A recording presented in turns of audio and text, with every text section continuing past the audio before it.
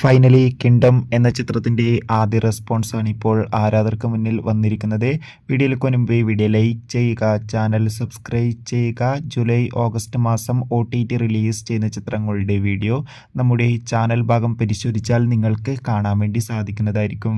വിജയ് ദേവരകൊണ്ട നായകനായെത്തി ഇന്ന് ജൂലൈ 31 റിലീസിനെത്തിയ ചിത്രമായിരുന്നു കിങ്ഡം.